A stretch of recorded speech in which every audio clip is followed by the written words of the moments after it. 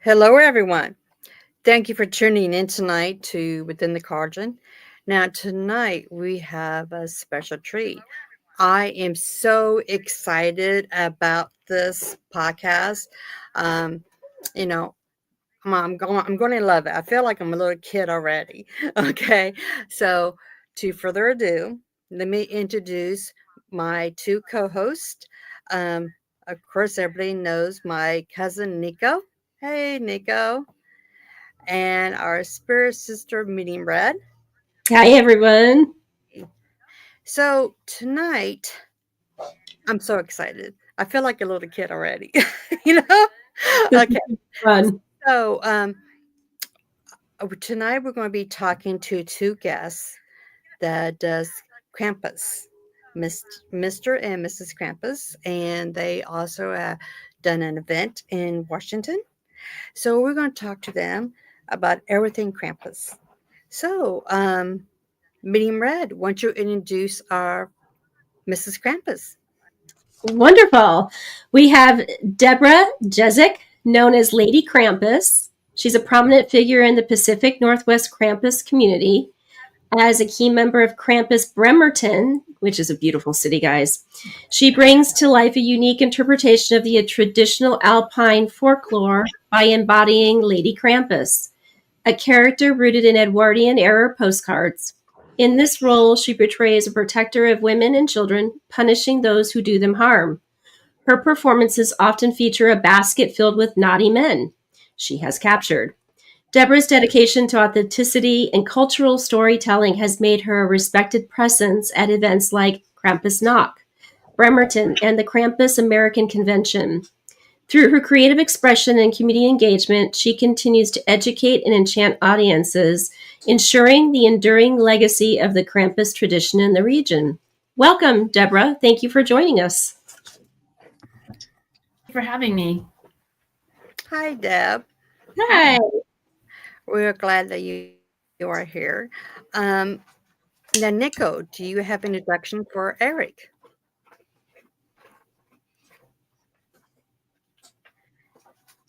If you don't, I do.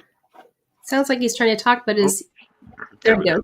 go. We have Eric Morley, who is the founder of Krampus Bremerton and the creator of Krampus America, two projects that have been helpful to ignite the modern revival of the Old World Krampus traditions across the U.S.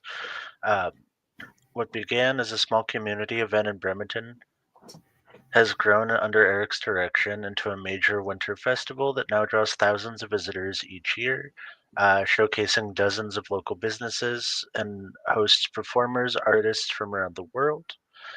Through Krampus Bremerton, Eric has expanded his work far beyond a single festival. He develops partnerships with Krampus groups, artists, carvers, cultural organizations across the globe, connecting European folklore with American creativity.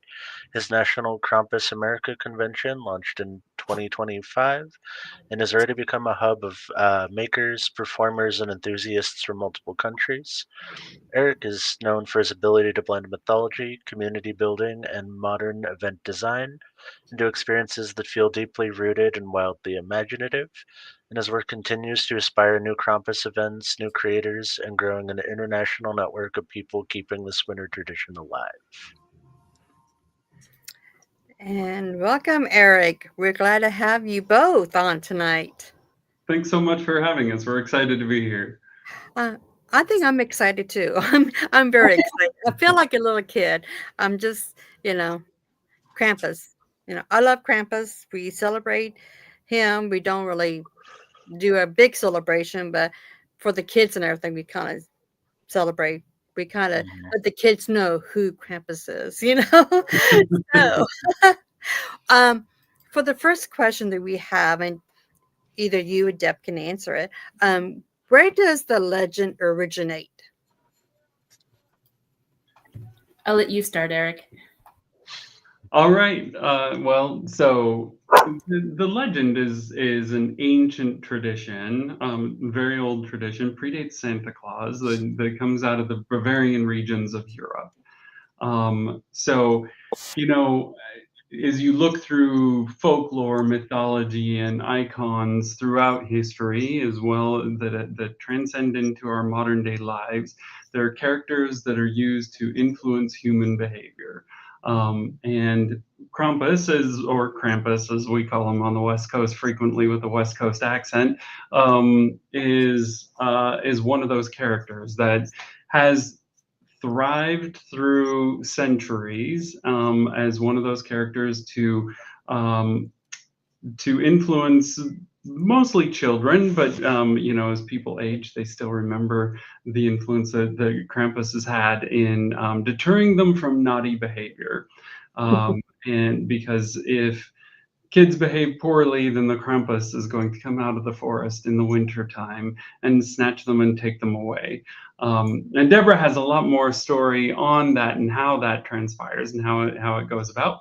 But finding its Bavarian roots, mostly in Austria and Germany, it's definitely found its way over the water into the United States and is rapidly becoming a tradition here in American culture and new holiday traditions for folks. Wow. And I'll tap onto that, as Eric mentioned. You can find into almost any culture these days, parents through the ages have tried to find a way to keep their children safe. And what better way to keep kids safe in the dark winter months where you don't want the kid to go out in the woods alone or at dark time? You come up with some sort of boogeyman, something that you can tell the kids, you better stay inside because out in the forest lives this creature called Krampus, and he's going to come and get you if you misbehave or, try to do something wrong. Granted, nowadays, that's probably not the right parent behavior modification technique. But for the time period that we're talking, it really was what they needed. And it predates Christianity in that region. We have folklore stories that go way back. The problem with the question of where did Krampus start and come from is we honestly don't really know. The thing is that they didn't have written history. There's not a whole lot of written stories or anything about Krampus and Krampus specific. Everything has been passed down from word of mouth, right? As one parent tries to teach their kid, then it works like that. And so over time, the stories have expanded, been elaborated, as well as become regionalized. So, one village may have their story that, Krampus takes you out in the backwoods and beats you in the woodshed, while others may have had to get a little bit more strong in their convictions and saying, no, he'll take you away and eat you. So the stories have all changed and evolved over time. But we do have evidence that this concept of a ogre-like creature that lives in the forest who will punish kids misbehaving has been around in a very long, long period of time. Wow. So I know a lot of people thinks that Krampus is related to St. Nicholas. So how would you say is he related or not? Not originally, and not today. I know that you see a lot of modern depictions. Red One came out in 2024 as a Hollywood blockbuster film which portrays Krampus as Santa Claus's brother. That's not true. It doesn't follow folklore, tradition, or history or accuracy. I tend to be a fan of things that mainstream Krampus a little bit more, but would prefer that it stays true to the history. As Deborah highlighted, Krampus predates Christianity, and so Saint Nicholas is emerging as an icon of Catholicism and the introduction of Catholicism in the Bavarian regions of Europe. There was an attempt to eliminate Krampus from tradition, and the locals didn't like that. They weren't going to have it. They loved it. They loved the tradition. They weren't going to let it go away. So they held on to it. And the result of that is integration of St. Nicholas and Krampus going from farm to farm together. And so it created a new version of the story. So, like Deborah was saying, it's evolved over time. And you see kind of a constant evolution of the character over time, moving from plays to the streets to merging with other characters and participating with other characters over time. But truly, they are not related. One is now more today a tool of the other. And Deborah, maybe you can elaborate on that aspect. Yeah, what I like to tell people is St. Nicholas doesn't like to get his hands dirty. So he's basically hired these henchmen he calls Krampuses. And so when he goes to the houses, St. Nicholas is the one who reads in his book which of the kids have been naughty and nice. And he gets kind of input from the parents before he arrives at the house. So St. Nicholas is really the one who determines who is going to get punished. The Krampuses technically don't do the ones who determine who's punished. However, I will warn you, if you irritate a Krampus, he will fight back. And that's often what you see at a Krampuslauf. People egging the Krampuses, and they will beat you accordingly. But in general, basically, St. Nicholas, and that's a lot of people lose that nuance. As Eric likes to say, Krampus really only knows whether you're naughty or nice. That's all he focuses on. And so going back to the influence of the Christianity period, oftentimes you'll see portrayed, a lot of times more in the Edwardian time period, a lot of the pictures where you'll see Krampuses with chains, right? And the concept idea there was that St. Nicholas tamed this forest beast, ogre-like beast, and he can control them better if they have chains on. So that's why a lot of times you see a lot of the Krampuses have chains. And of course, now in time, they put bells on and things like that. So that's kind of how that relationship. But basically, I like to think of Krampus as being St. Nicholas's henchman. That sounds good to me. Yeah, well said.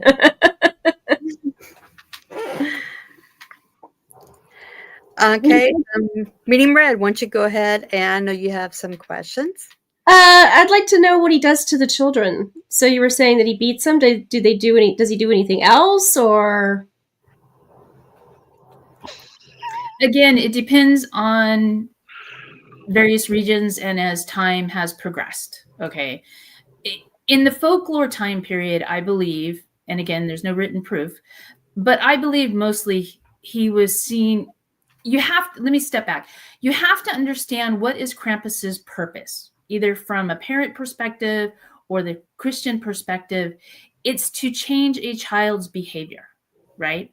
So basically the idea was that Krampus basically punishes the kids similar like when your grandma used to say, if you don't behave, I'm going to have grandpa take you out to the woodshed and spank you. Okay. So he would punish them with, Krampuses often would do the punishment with a switch made of birch or willow. In some regions, they actually have a horse tails, that sort of thing. As time has progressed and kids kind of get less scared of, hey, I'm going to take you out to the woodshed, they have to kind of ramp it up. And so now you're starting to hear stories of, if you don't behave, Krampus is going to come and take you away and eat you. Okay. So I think some of what we're getting, that a lot of people say, oh, that's horrific. Why do you tell kids that? It's mainly been an evolution of time as to finding out where that scare point is in kids nowadays. And I think you see that in the masks that the Krampuses wear too. Because if you look back at the old early pictures of Krampus, it looked like a Muppet. That thing would not scare a child for anything these days. So now you're starting to see the kind of masks like what Eric wears, or what's the really scary Hollywood horror looking types of masks. Yeah. And again, that's going back to the premise of what Krampus is for. And it's to scare folks and remind them to behave the whole year long. I'm sure Eric also has some points on it. I mean, obviously, as a Krampus performer and somebody who dresses as Krampus, I don't actually drag children away and beat them. So it's all about story. Teasing. It's all about folklore. It's all about theatrics and performance. And I like to say that it's all about the terror, but not being terrified, right? So we're not looking to traumatize children. We're looking to build a story, build not support parents, because like Deborah says, we're not using these stories for their original purpose probably anymore, in as much as nobody actually believes that Santa Claus is bringing a lump of coal. But it is about performance and bringing the theatrics to say, you know, and bringing some sort of a tradition. And for young enough kids, maybe that is an influence that parents will use, but certainly don't want to get into trouble by actually doing anything to a child, and we certainly would not want to terrify them to a point of trauma. We're very cautious about that. I would preface that too, is that in America in general, because Krampus is somewhat new to a lot of people, most Krampus performers in America do not do the tradition swatting of the legs with the switch or whatever. Now, when you actually are in a Krampuslauf in Austria, in the Bavarian region, they will hit you with that switch. Oh, and, wow. Oh, yes. I have bruises to prove wow. it. I've seen the photos. Yes. And watch out for the littlest Krampuses, because they're out for vengeance. Always the small ones. The small ones, yes. You know, I want to really remember a story where one of the older Krampuses had to tell the little Krampus, "Quit whacking on your grandma." But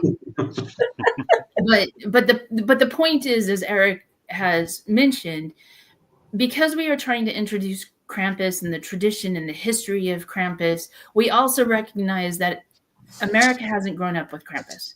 And so they don't understand the traditions. And so we as performers have basically kind of agreed among ourselves that we don't actually go through the crowd using our switches and such to hit people.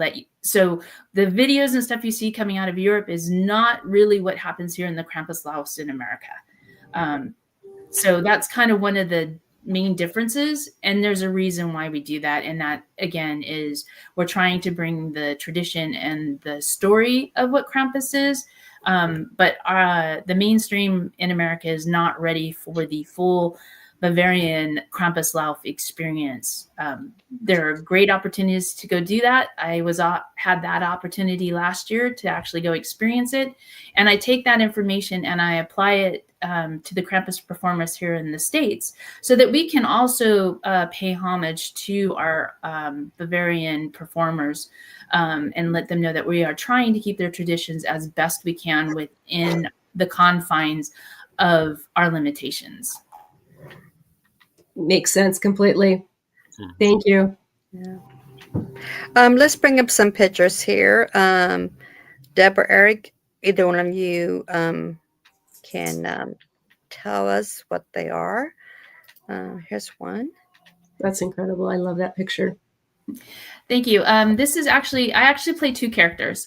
So this character, her name is Krampus Berta.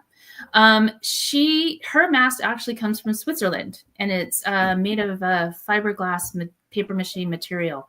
So she's a little bit different than your Austrian wooden masks.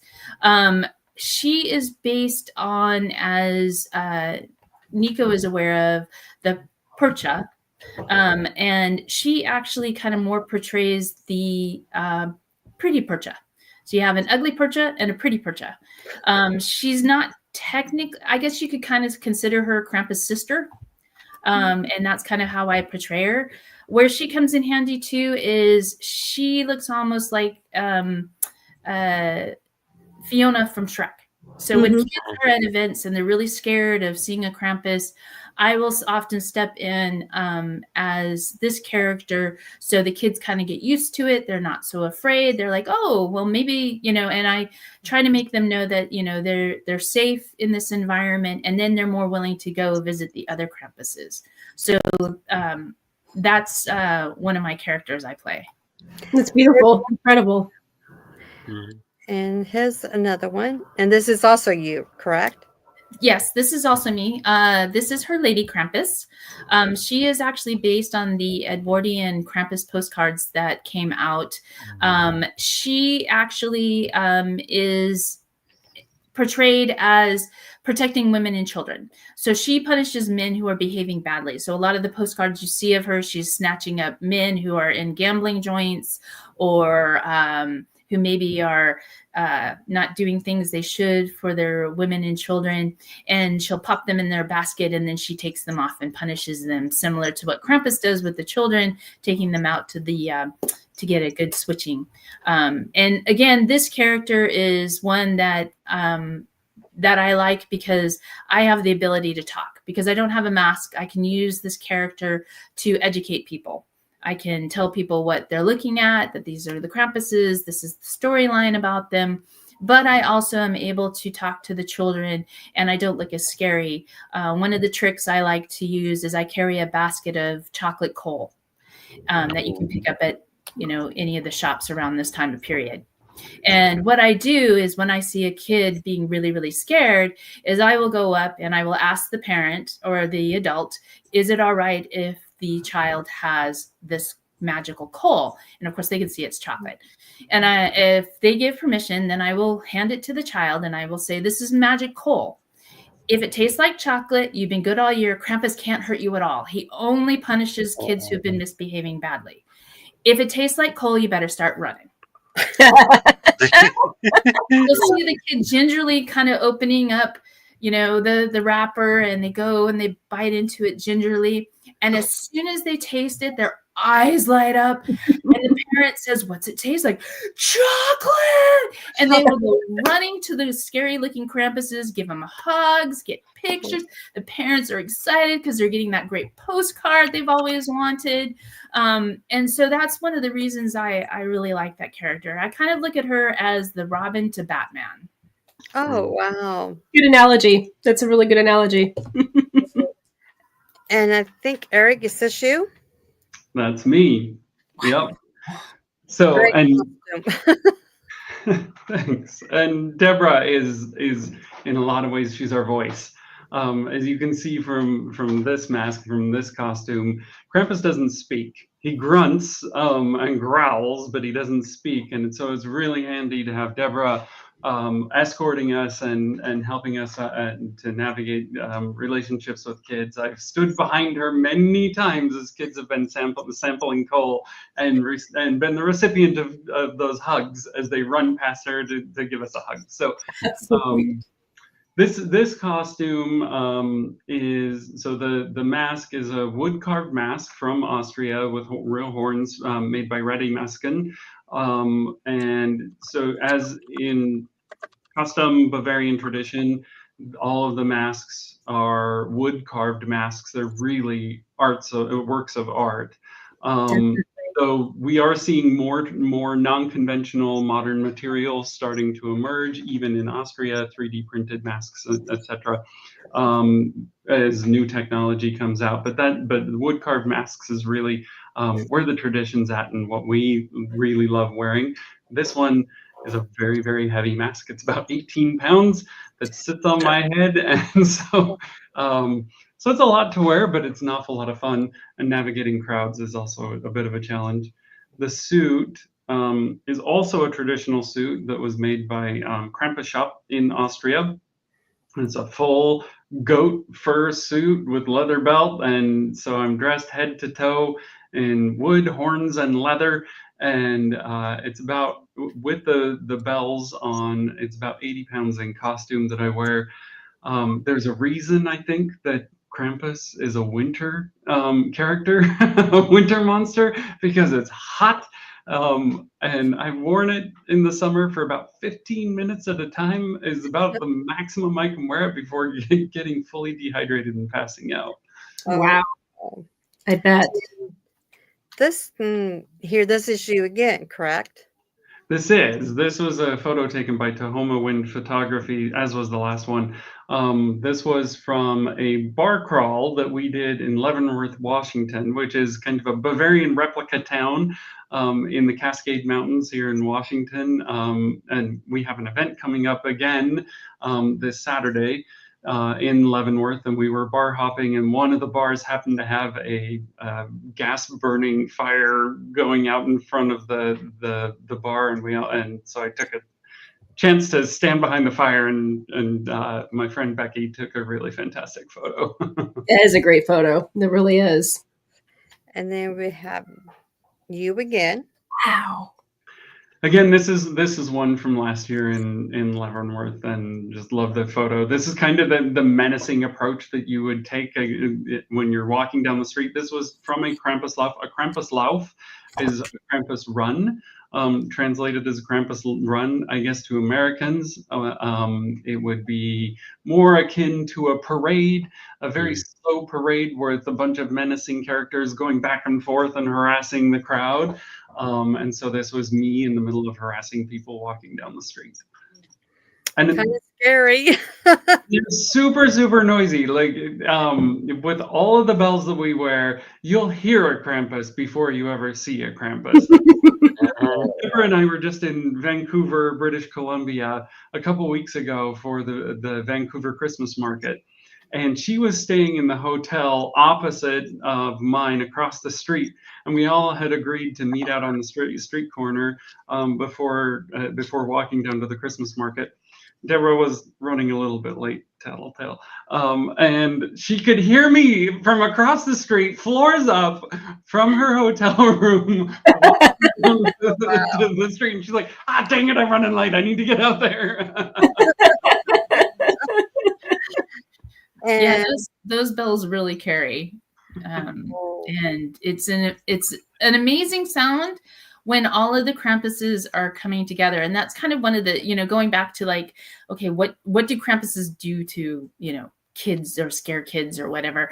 And they will get together in a circle, and they will start jumping up and down and just getting all those bells going, and kids miles away will know what's coming and they're ready. Mm-hmm. Wow. And then we have this and wow, a coat, Santa coat. Yeah, so this is super interesting. This is a way to introduce a variation and a controversial topic. Is that access? This is me posing in front of Crazy Hill Garden and Botanicals in Belfair, Washington, which is one of the events I visit and do every December. And the robe is something that has stuck with me from the very first time I got into costume, and something that you'll find frequently with newcomers to Krampus in the United States and Canada and North America. Access to authentic traditional costumes is very restrictive. It's tough to get them. It's tough to import them. Getting on a costume maker's list, getting them to make them, and they're also fairly expensive. So particularly for people who are a little unsure about getting into costume for the first time, they're not going to want to drop $3,000 on a new costume. And that's the way I started. Just simplicity, what was available to me, what I had access to, what was popular in Hollywood after the 2015 movie at the time. So I bought this red coat. I wanted fur on it. I went to Fred Meyer. I bought some pillows and took them apart and hand sewed some fur on it. And most of my photos and most of my appearances, I appear as an authentic, traditionally dressed Krampus. But the red coat stuck with me, so it comes out every December in Krampusnacht Bremerton because people love it, and it's familiar to Americans. I welcome it. It helps them to resonate. It resonates around Christmas time and helps them to connect it to the season and the holiday season. So I don't hate it, and I respect those who are really trying to to get involved, get into costume, introduce themselves to it, access what they can, and get involved with us and play around. Wow. And here's a close-up of That's incredible. Yeah, those masks are fantastic. They really are. That is incredible. Enough. With this one, so we hosted the Krampus America convention last May, which is the first con or convention of its kind anywhere in the world, bringing together organizers and performers literally from all over the world. We had people from different countries and all over the United States. And I was talking with a documentary filmmaker who filmed us for the Krampus documentary that's scheduled to release next year, about what we should do to welcome people into town. And he's like, well, you need to take advantage of your surrounding. And Bremerton is surrounded by water, and it's also a Navy town.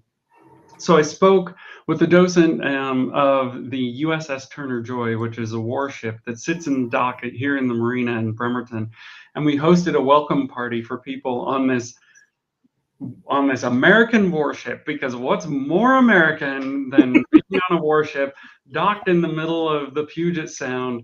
And we just got these really fantastic photos, bringing Krampus, the most American Krampus as you can get. And so it was a lot of fun taking photos on this warship. Wow. Oh, wow, that's incredible. Yes, it is. So this is actually a Krampuslauf in the Bavarian area. This is typical of what you would see over there.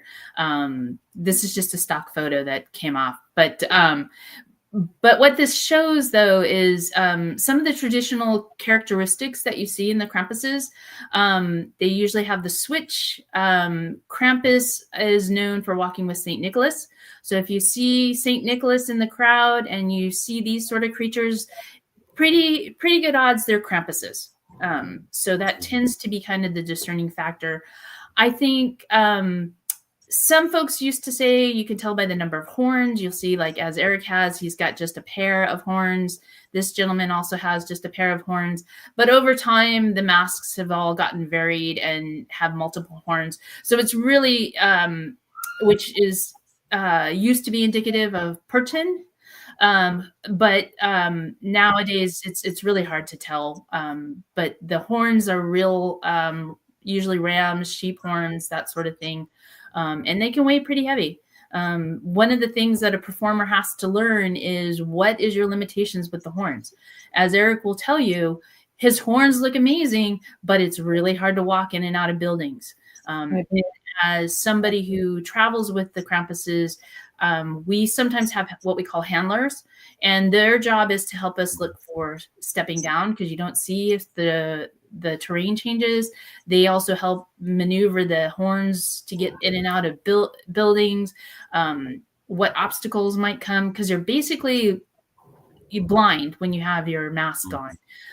And so it can get pretty challenging.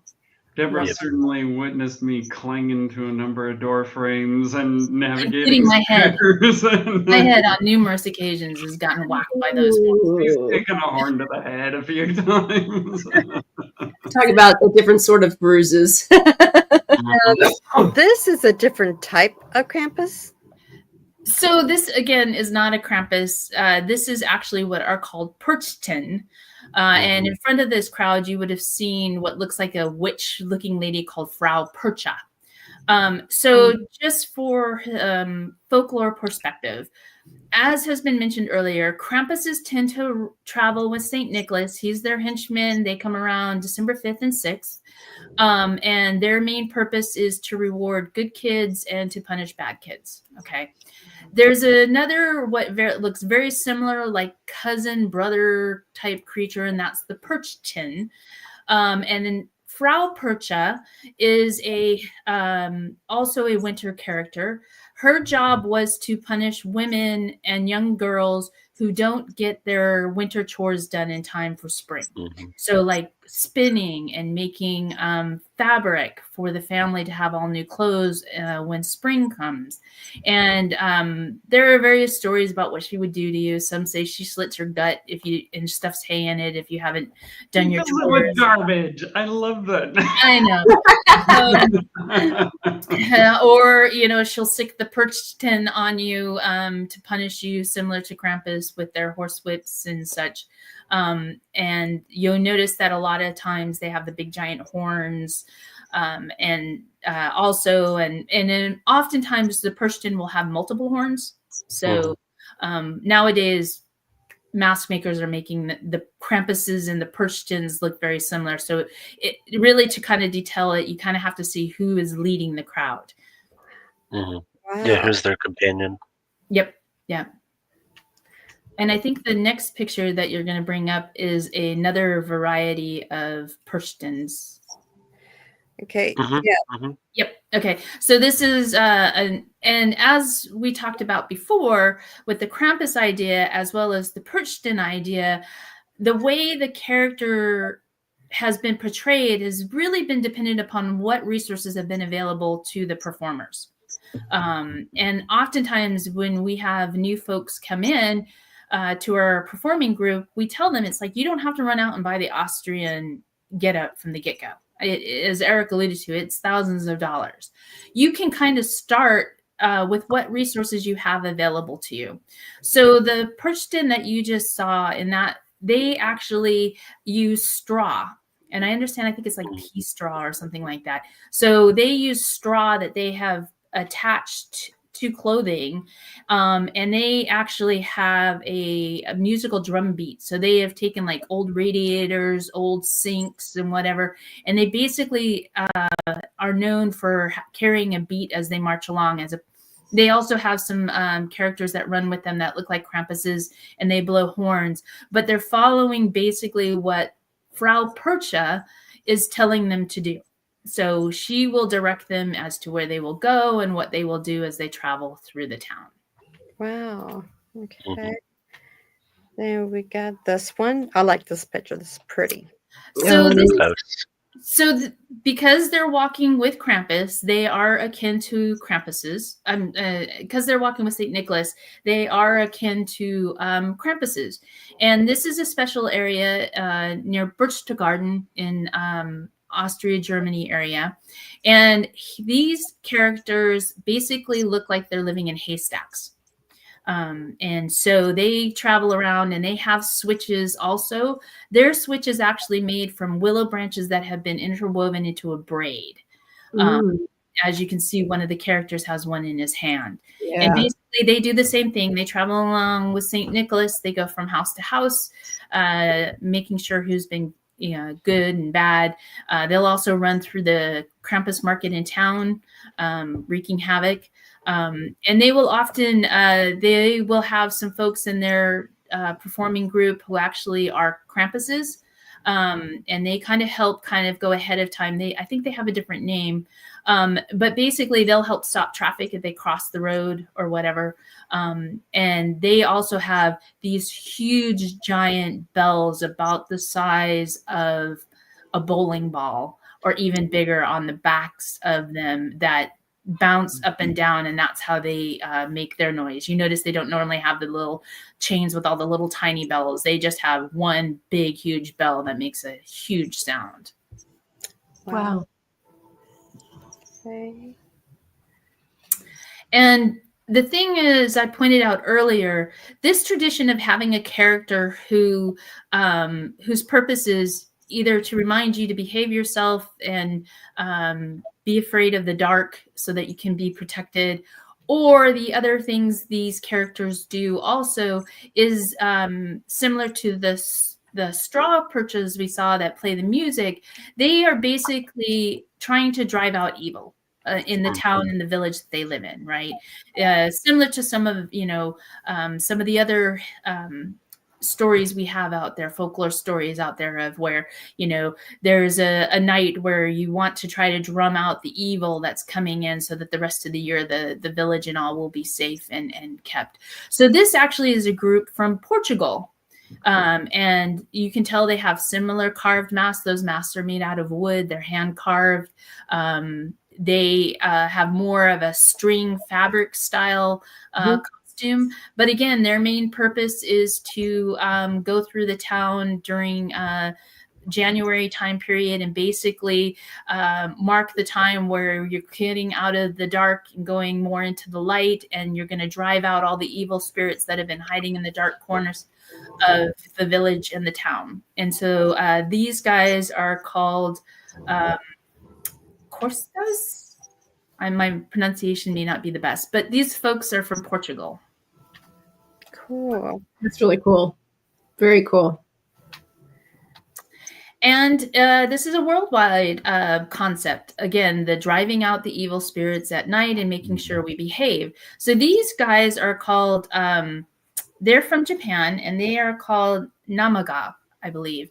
And their job, similar to Krampus's, is they travel around to the houses in the January time period, and they ask, the kids, have you been good this year? If you haven't been good, we're going to punish you. And so this is their concept and style in Japan of doing basically the same thing Krampus does. Awesome.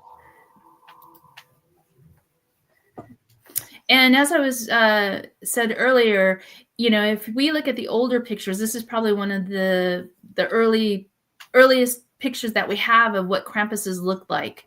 This is probably from the 1920s, 1930s, perhaps. And what you see here is the carved masks, how they look more Muppet-like. And again, the multiple horns, just because that's what was available. You have St. Nicholas, and traveling oftentimes with St. Nicholas is a character called the Basket Man or the Woodsman. And his job basically is in the back. He has a big, huge basket, which is full of the presents that St. Nicholas would give the children, such as oranges, sweet treats, that sort of stuff. And he also would carry the extra switches. Sometimes if St. Nick wants to remind a kid that he needs to behave through the year, he'll leave him a little switch that he'll keep in his bedroom to remind him to behave. And so this character also travels with the Krampus group. Oftentimes you'll also have an angel or two. The angels will travel, and they'll have baskets with sweets that they'll pass out to the children as they arrive. And oftentimes in these cultures, St. Nicholas and the angels would come into the house. The Krampuses would actually stay outside the house, and they would kind of peek in. Maybe St. Nicholas might call one into the house, but if you can imagine having these folks in a house, a small farmhouse with those horns and what damage they could do just trying to walk around in that little house. So that's kind of the tradition that's been out there. Wow. And then the last one we have is about your event on December 6th. It is. It's coming up. It's the 6th annual Krampusnacht Bremerton. This started during the pandemic in 2020. A friend of mine asked me to dress as Krampus for a local gallery Krampus-themed art show that she wanted to hold for our First Friday Art Walk here in Bremerton. I committed to doing it, bought a cheap costume on Amazon, and then the pandemic hit. The art show got canceled, but I still had this costume, and I still wanted to wear it. So I convinced a couple of my friends to put on masks and don black robes so that I wouldn't be alone. And I wandered around downtown Bremerton. I think I did a Facebook post, but nobody saw it. About 20 people saw it that very first year. And it just took off from there. The next year I formalized it a little bit, and that's when Deborah joined me. She was one of my originals who joined me on this journey. And I think we had about 500 people who probably saw us in 2021. This year, in 2026, I'm anticipating 8,000 people to come to Krampusnacht Bremerton. And so we've become what I like to coin it as the largest, most authentic Krampus celebration in the country. Certainly there are some that are larger than mine, though they incorporate more Halloween characters in some of those celebrations, where mine tries to stay true to Krampus as the star, with other some of the other characters, tangential characters in the folklore, who will make appearances as well in this festival. It's grown to feature a full-scale Krampusnacht with about 70 people participating in the run. And we'll have live music with rock and heavy metal music being performed on stage in our little town square in Quincy Square. We have about a dozen participating businesses who do Krampus-themed cocktails and products and drinks and foods.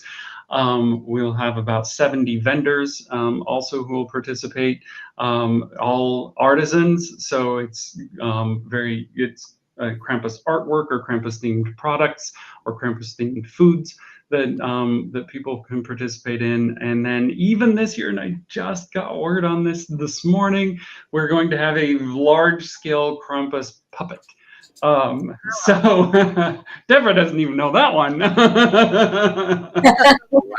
So that's going to be new, because one thing that's very important to me, I'm a former art gallery owner and arts commissioner of the Bremerton Arts Commission. Art is very important to me. So hitting as many art forms as I can, whether it's through performance art, music, or visual art, is really important to me, and incorporating art in as many ways as possible for this festival. I think it's a lot of fun, brings a lot of creativity, draws audiences. It's all free to the public as well, just making it a large-scale community accessible event for people to participate in, celebrate with us. I'd like to say that Krampusnacht Bremerton is family friendly, depending on the family. So it always leaving it open to parental discretion to decide what's appropriate for them. I will say, by the sheer volume of photos that I have with children, almost all of them are with great big smiles and hugs. So I can say with pleasure that children have enjoyed this event, and I even have some of those kids joining me in costume for Kinder Krampus, with some of anywhere from 7 to 11 years old, dressing as Krampus in our Krampus love. So it's definitely expanded out to all generations, and I'm proud of what we've built here, the large-scale notoriety that we've achieved around the country as well as around the globe, and appreciate Deborah being along with me for this journey and all of the weird and craziness and ideas that I get along the way. It sounds like a lot of fun. Nico, I know you might have some questions. Oh, go ahead, Deb. I'm sorry. I was just going to toss out there. I'm really glad Eric told you the story of how it all started, because there's lots of folks now really getting into the whole Krampus idea, and they're like, well, how do I start in my town? How do, because they're so used to seeing the YouTube videos of these big Krampus laufs and what Bremerton has become. But, I like to remind people, it's like you start small. All it takes really is dressing up like Krampus, grabbing a couple of friends, and just go walking down your main street. Try to keep it around Krampus night, December 5th, December 6th. Try not to, if you get too close to December 25th, you might run into a little problems. But I find that, if you and your friends, and then you'll find that the next year you're going to have a couple more people tagging along going, hey, this is a cool idea. And then eventually you'll end up with, 70 performers and over 1,000 folks coming to see it. So 1,000 people, and people traveling around the country and the world to come visit you on a battleship in the middle of the water. It's not something that if you want to try to do this, and as Eric says, he's focused more on trying to stay as true to a Krampus lauf as possible, but it doesn't mean you can't bring in some of the other solstice characters that are out there, the winter Yule characters like the Yule cat and the Yule goat and Baba Yaga and some of the La Befana. You can bring all those characters in. It's more a matter of educating, and I often tell people that if you're going to do that, try to at least have a flyer or two that tells why you're doing it and the history behind it, so that when folks see it, they're not, like, what's going on here? You keep yourself established in those areas. Wow. Love that. That's incredible. I can't wait. I'm gonna really shoot for 2026 because Yeah. I had no idea that Bremerton did this, and it's a twofold. Like I told you backstage, I love Bremerton, so I'm gonna have to tell the husband we're gonna have to come down for December 5th and 6th next year to see this because this is incredible. I love it. No, it was the national home of Krampus.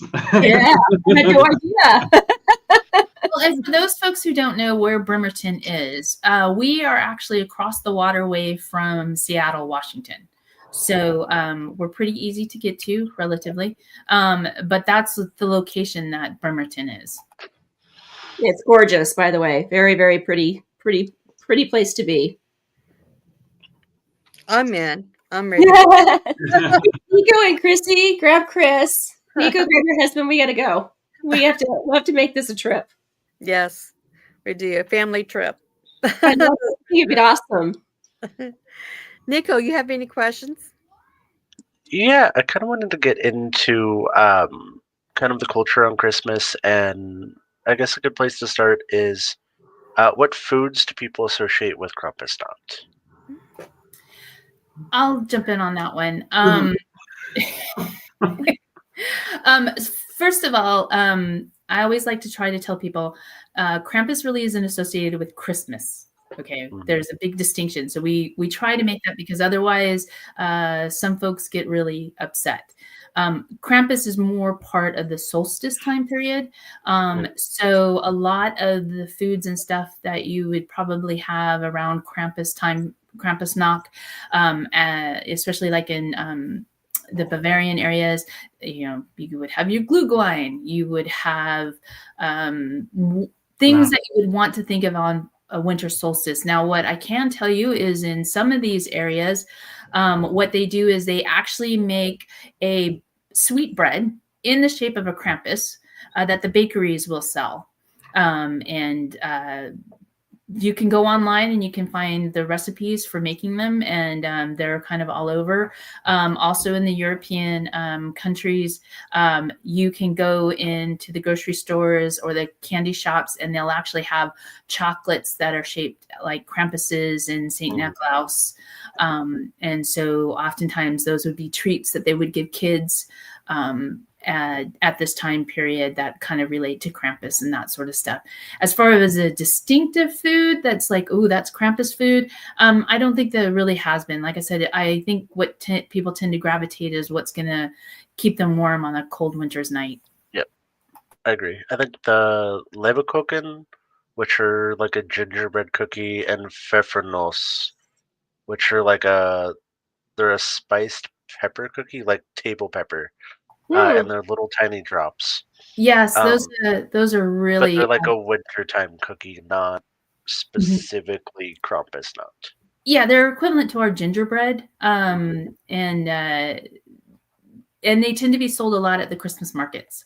Now, I think one thing that needs to kind of like be highlighted here, and I'm glad you kind of brought this up, Nico. A lot of people think Krampus is Germany and Krampus is Austria, or Krampus is in, that sort of stuff.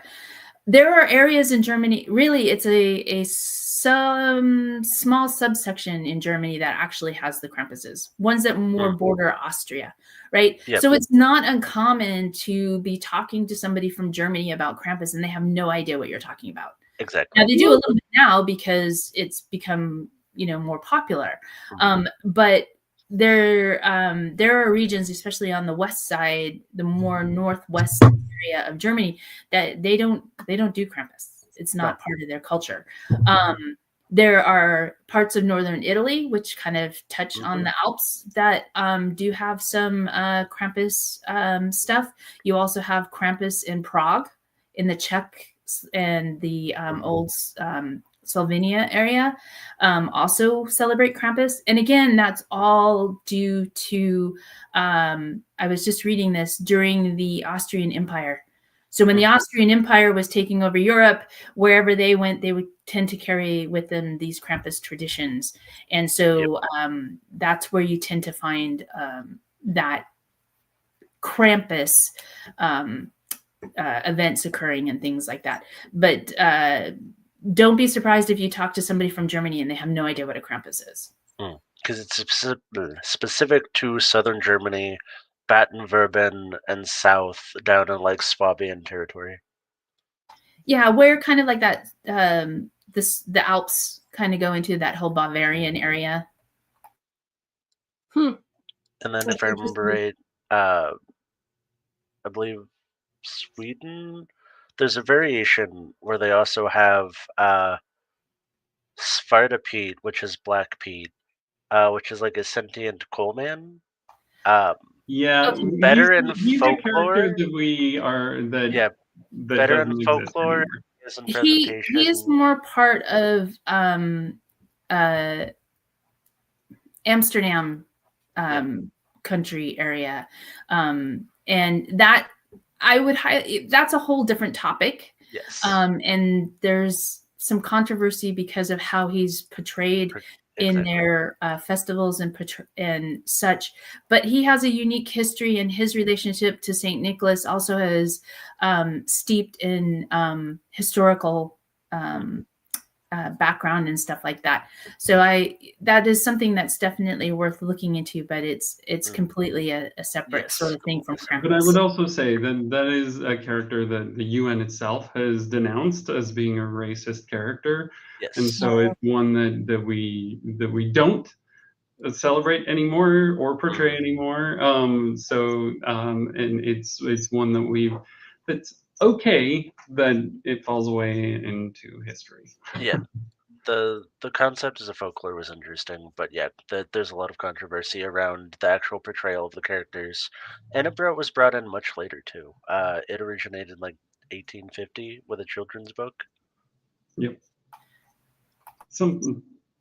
Yeah. He doesn't need much more attention than that.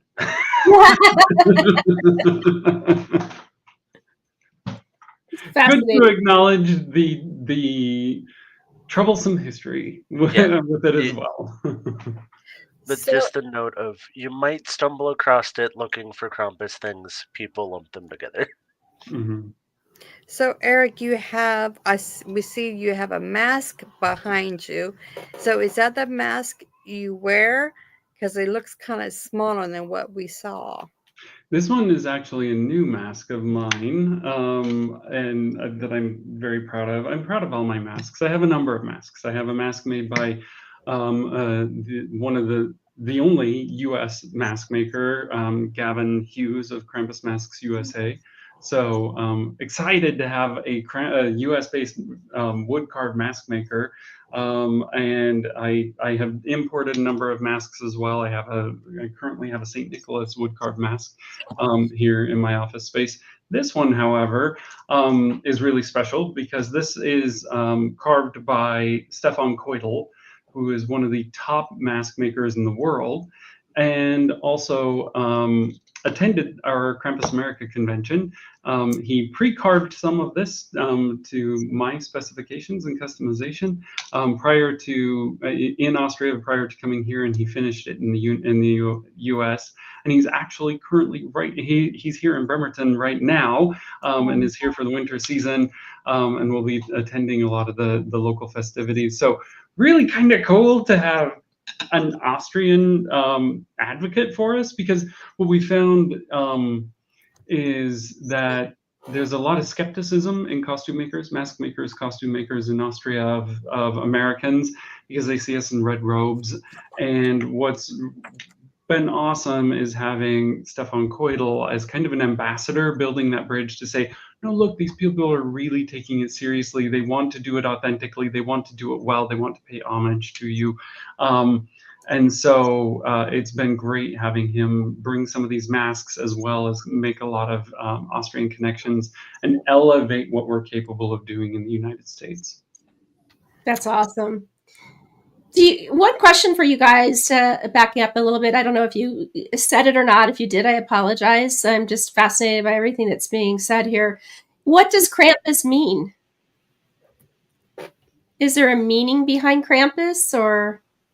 So traditionally, the word Krampus translates to claw. At least that's kind of the loose translation. I think over time, languages change a little bit. So it may have had a different meaning at the time it started to propagate through villages and towns and such like that. But traditionally, what you'll find is people will say Krampus refers to claw. And the idea kind of, again, being this ogre-like creature that will kind of reach out to you and grab you. I think it has to do a lot with the grabbing type thing. There are some who will try to say, oh, it's a word for the devil. I think that's more of that It's not the word for the Christianity devil. aspect coming in, saying, well, if we can't get rid of this Krampus creature, let's try to make him be acquainted with the devil. But there is no, from a folklore perspective, he has nothing to do with the devil. He doesn't come from hell. He, it was just a way to try to get the populace to lean more towards the Christian. I will also say too that my feeling is that when you're the artist, oftentimes you see these paintings of the devil and the demons and all that, that they needed to have something to use as a model. And I think they may have turned to these dark folklore creatures and how they were described and stuff to become what they could use as inspiration for their paintings and drawings and such. There are some who will say, well, the Krampus actually was taken from these paintings, but the fact that Krampus has been around a lot longer than some of these paintings and drawings that we equate to the devil demon style, I think that doesn't hold as true. Thank you very much. I appreciate that. One other question. I just had a quick question. Maybe Eric could chime in on this. We had a question about what would Krampus leave for the children on Krampus night? Is there something that they leave, that the Krampuses will leave, or no? Yeah. Krampus takes them away. I do know that in the 2015 Hollywood film that he left a bell. And sometimes you might see, I have even done it, but it's a way of educating people. I'll hand out a bell, but with a little tag explaining who Krampus is. But that's not tradition. Krampus doesn't leave anything. You'll find St. Nicholas or the basket carrier or somebody or an angel who will leave something for the children. But Krampus is all about accountability. And like Deborah called out, the thing that I like to say is Krampus only cares if you're naughty or if you're nice. He doesn't care about your wealth. He doesn't care about your religion. He doesn't care about your status. He doesn't care about anything, just if you're naughty or if you're nice. And I think that that's what I love most about the character, is that simplicity, that even in the face of something grotesque and monstrous, that it helps us to overcome fear. It helps us to see humanity in one another. It bridges gaps in that simplicity of naughty versus nice, and brings together community, brings together people who I never would have met. I never would have met Deborah had it not been for Krampus. I've met people from all over the world from it, and we don't talk about other things, or we don't talk about divisive things, and we don't let those things interfere with what we're doing and being able to connect with the humanity in one another. And I find that even beyond the scariness and the tradition and the folklore, to be the most endearing aspect of Krampus for me is just the ability to connect, to celebrate on something simple, and to see humanity in one another, which I think we need more than we ever have. Amen. Yes. By far.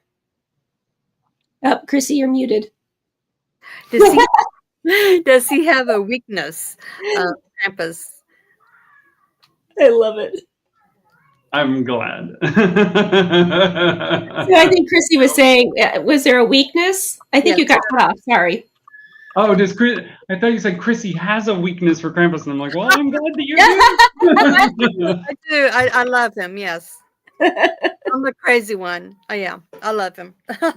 I mean, Deborah, you might be able to opine more on weaknesses, but I think that some of the tradition as it merged with Christianity was submission to Saint Nicholas, and Saint Nicholas being able to call the Krampuses off.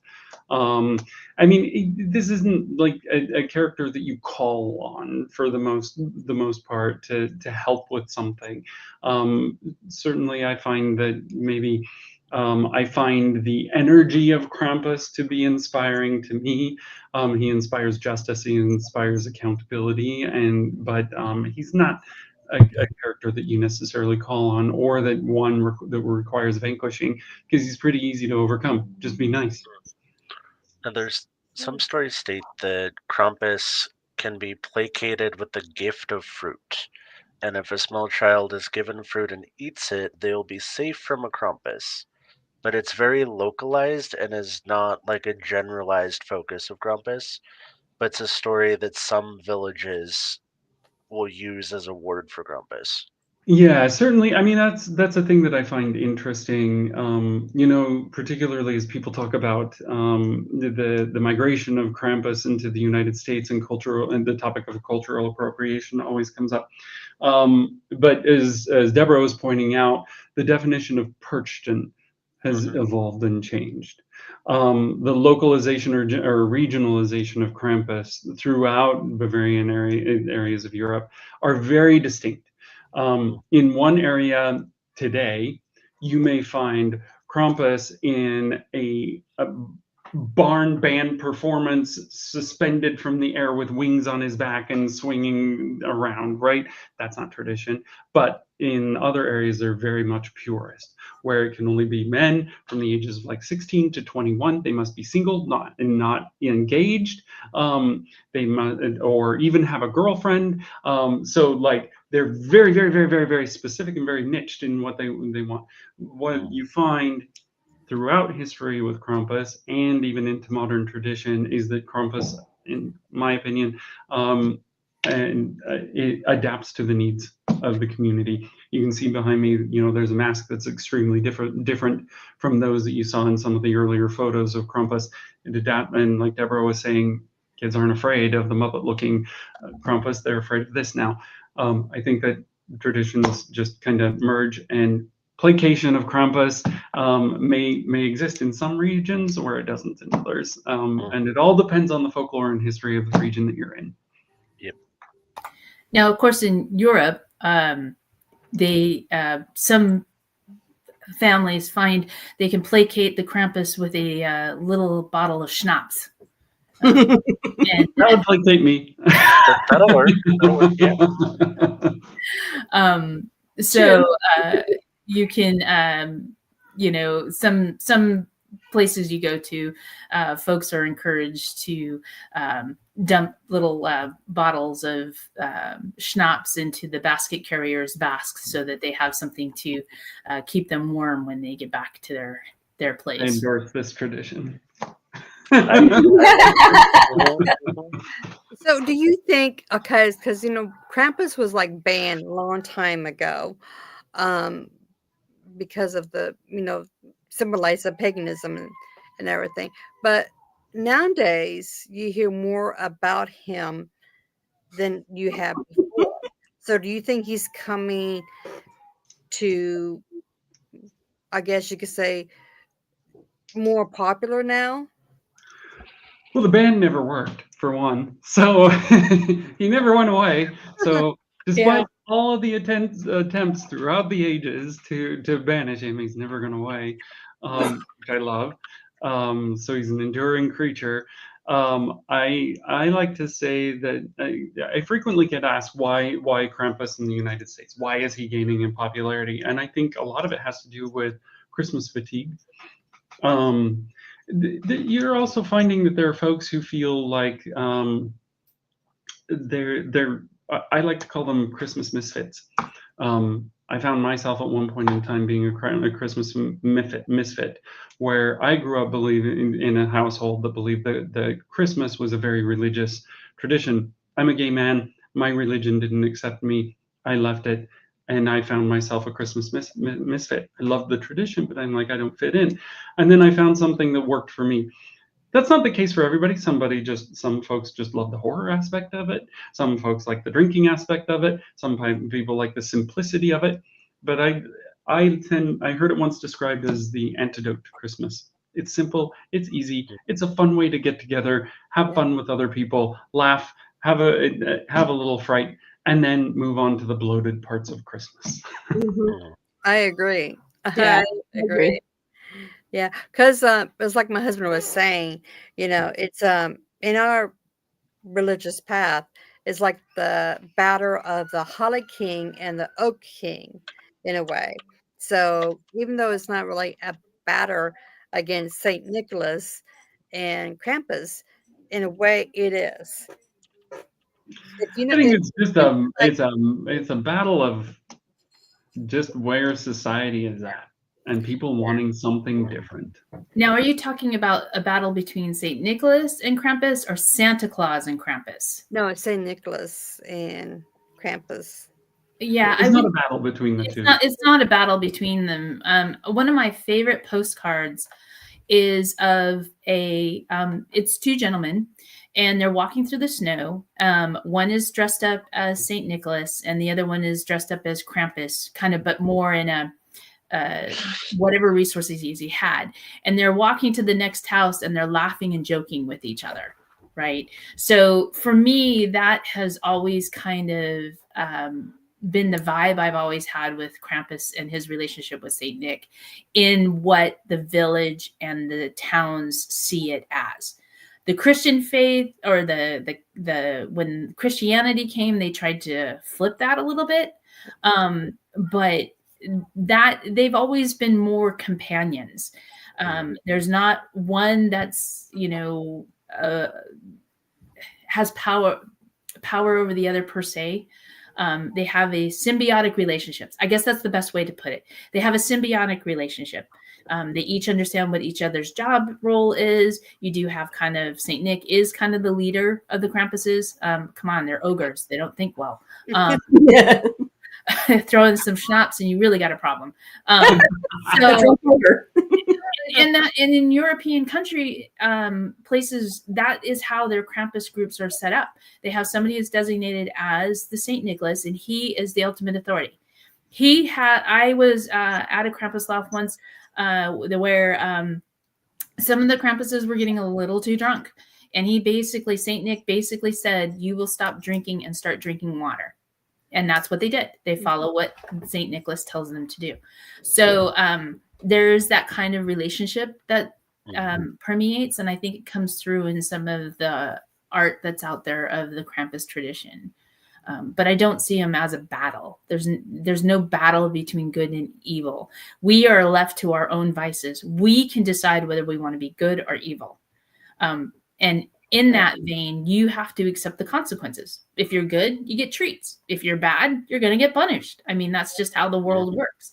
And so I think that's kind of the way we try to get across to people that relationship. And then with Santa Claus being part of the American culture, it makes it a little bit more complicated. And what we really try to do is we really try to make it clear that St. Nicholas and Santa Claus are not the same person. Right. Even if you look at the historical, how they came to be, right? St. Nicholas and what we consider Santa Claus are two different characters and where they came from. And so we try to make that distinction. Yes, absolutely. Yes. Any more questions, Medium Red or Nico? I think I'm good. This was great. I thoroughly enjoyed this. This was wonderful. Yes. Likewise, it's been a pleasure. It was great. Next year, who knows, you might have 3 more people coming to your event. Absolutely. I hope so. And what I would throw out there too is there are many Krampus events going on now. So check Facebook, check local. You might have to drive an hour or so to get to it, but there are new ones popping up. And who's to say you can't throw your own Krampus Christmas party or Krampus party? Instead of a Christmas party, have a Krampus party. Invite friends over and things like that. So tell them to wear horns on their head and bring some bells. Exactly. I was really bummed because I actually ordered on Amazon 2 days ago some horns, and I thought this would be great. I could wear my Krampus horns tonight. And then Amazon just blatantly decided that they were going to deliver them today between 7 and 10:30. Oh. I'm going to be done with the podcast. I'll have them for next year. I understand. No, you will have them for December 5th, the proper time. That's to wear your true. Krampus That is true. attire. That's December very 5th true. And December 6th are Krampus days. I'll wear them on December 5th and 6th. I love it. I have a Krampus hoodie with horns coming, and I'm excited. And I'm hoping it gets here before Krampus knocked. If not, you will see me wearing it the entire month of December anyways. But No. Well, my husband's gonna love it because that December 5th is his employee party. Well, you can wear them then. You can wear them then and honor Exactly. us. Yes. Hey, people get used to it. This is my work office. I work from home, and I do insurance for a living. So I'm on conference calls like this all day. People are used to it. It's been absolutely great. I mean, marvelous, fantastic. One of my favorite podcasts we have done all year, and we have done many. So Thank you. I'm hoping that you guys can both come back next year. So we can do the exact same thing again. Maybe same questions, maybe not, but see what happens. Bring some pictures so we can show for this year's event for next year. And yeah, it's so happy. I believe Eric, on your Krampus Knock, I think it has your website. So if people have more questions they have for the Krampus folks, do you have any recommendations on where folks can go if they have more questions? Yeah, thank you. KrampusBremerton.com, BREMERTON. Yep. Link below is where you'll have a lot of information. There are also other resources for those who are interested in getting into costume at KrampusAmerica.com, where we have a list of reputable mask makers. Please do not just buy masks that you see posted on Facebook. There's a lot of scamming that goes on there. We have Krampus Seattle, a good friend of ours, has curated a list of reputable mask makers from around the globe. Those we have posted many of those at KrampusAmerica.com, as well as resources and training on how you can get into costume. Some great ways for folks to get more information on how to get involved in Krampus, as well as create Krampus in their own communities. And also on Facebook, there's several, as Eric, the Krampus America Facebook group is also a good resource if you are getting into this and you have questions and things like that out there too. And it's heavily moderated to prevent against scamming. That's awesome. It's a shame that we have to do that this day and age, but it's a necessary evil. But it's a reliable source. So it's a great resource for folks. Well, we posted that in the comments, so those who watch it later on will have those up there too as well to remember. But it's been, like I said, absolute blast. It has been. Thank you both for coming on.